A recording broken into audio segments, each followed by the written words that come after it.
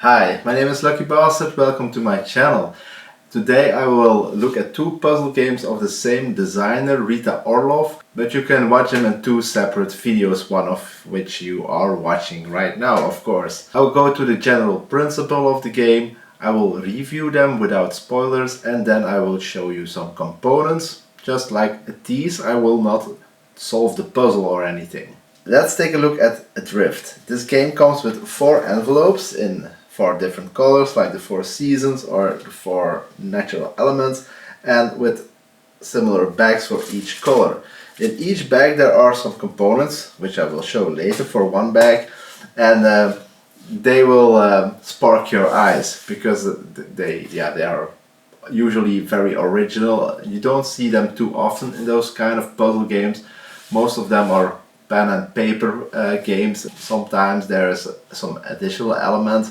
Here you get something in every envelope, so there's always something to look forward to when you open one, or at least in the bags that are included for the envelope. There's no particular order in which you have to solve the different envelopes, but for each envelope they exist of 3 puzzly layers, and you have to start with the first one before you can solve the second one, and so on. Something I find remarkable compared to other games I've played is that a lot of those puzzles are based on text. They are based on a poem in this case, and you know how it works. Sometimes there are some curious letters or something like that, but here it's also often how the words are chosen, and they help you solve the puzzle.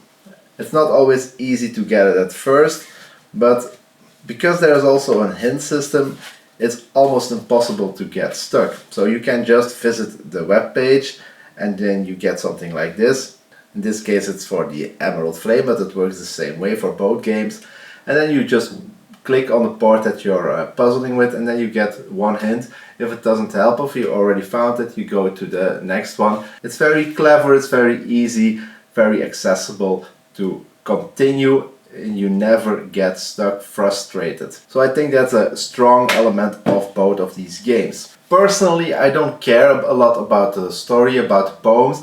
I think there's some kind of female touch to that I don't particularly appreciate, but I don't hate it either. So I'm not involved in that, I'm more involved in the puzzles. And I have to tell you, they were not all great. I did this one alone, so I didn't have any female companion or any other companion either to help me with the different kind of puzzles that I was encountering. So I was often using the hint system, and I would advise that if you get stuck. But there was one puzzle in particular that I couldn't solve even with all hints. Then I wasn't still able to be sure, oh yeah, that's the answer. And there was one other that the components in the bag didn't work out completely, so I missed one letter because of that. But you were able to get it from the other letters if you could make words out of those. Sometimes I was a little bit disappointed because it was not very exact. There was sometimes some room for interpretation, and I'm very bad with that. I never just assume, oh, it will probably be that. I always overanalyze. I tend to overanalyze. I don't do it always. Despite all that, I enjoyed puzzling with the components that were in the bags, but in the end there were some fun puzzles. So I gave it a 7.7, so I think it's an interesting experience overall. So let's take a look at the components of Adrift then. Let's open one of the envelopes. What is your favorite color? Blue, yellow, or red, or green? Yellow? Okay, let's go for yellow. So what do you have in this envelope?